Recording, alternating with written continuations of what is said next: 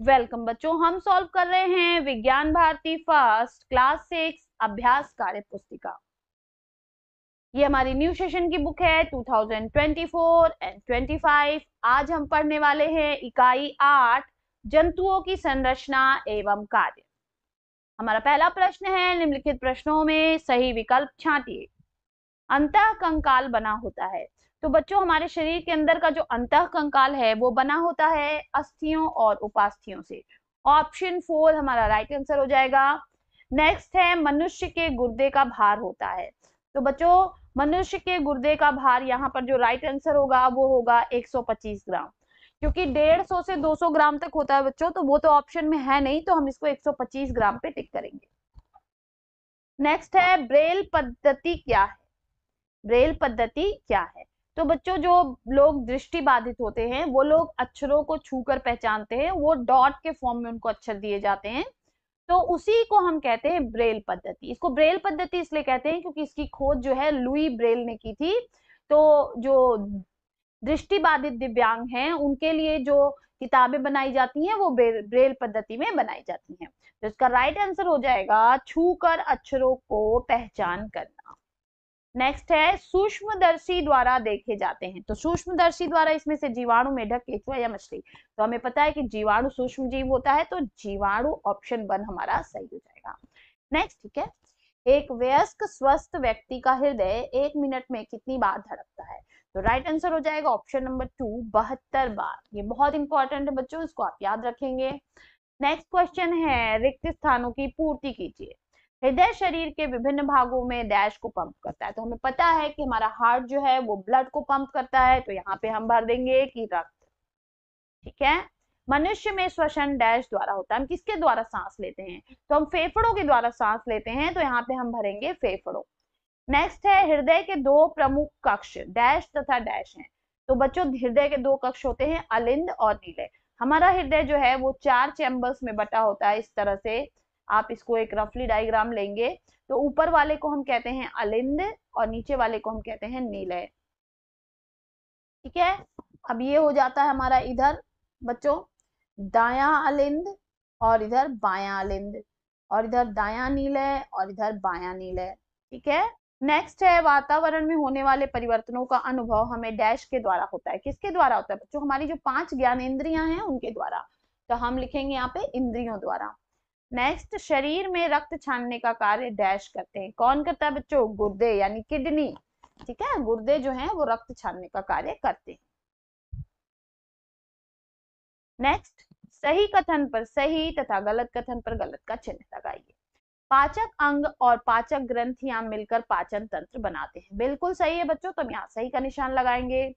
पक्षियों में बाह्य कर्ण पाया जाता है। गलत है, पक्षियों में अंतः कर्ण पाया जाता है। अमीबा कूटपाद की सहायता से गमन करता है। बिल्कुल सही है। अमीबा जो है बच्चों ऐसे क्या करता है, ऐसे अपना पैर जो है एक पैर ऐसे आगे बढ़ाता है और फिर उसके बाद ये पूरा अमीबा खिसक के इधर आ जाता है, तो इसी को हम कहते हैं कूटपाद। शरीर के विभिन्न अंगों से शुद्ध रक्त हृदय में आता है।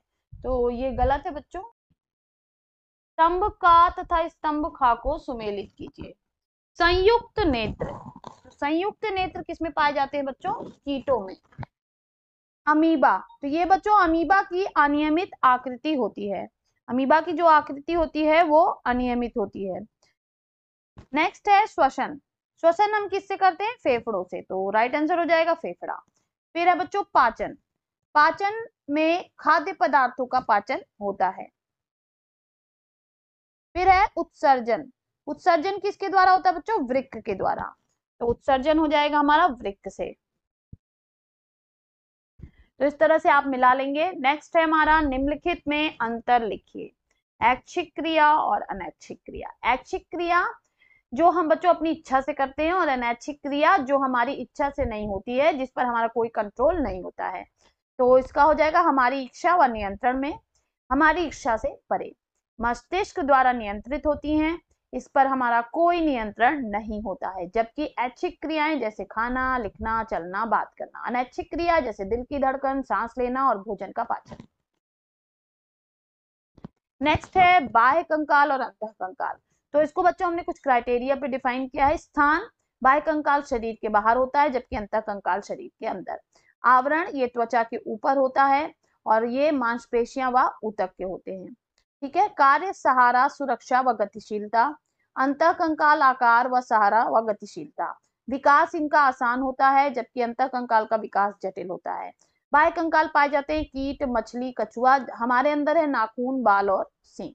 स्तनधारी पक्षी और उभयचर में अंतः कंकाल पाए जाते हैं। अस्थि व उपास्थियां जो हैं वो अंतः कंकाल के उदाहरण हैं। नेक्स्ट हमें कह रहा था नीचे दिए गए चित्र को नामांकित कीजिए। बहुत इजी है बच्चों, पाचन तंत्र का चित्र है। तो सबसे पहले हमने लिखा नासा गुहा, उसके बाद यहाँ पर हमने लगाया मुख, ये हो गई हमारी मुख गुहा। उसके बाद आती है ग्रास नली, उसके बाद आएगा अमाशय, अमाशय के पास होते हैं यकृत और पित्ताशय।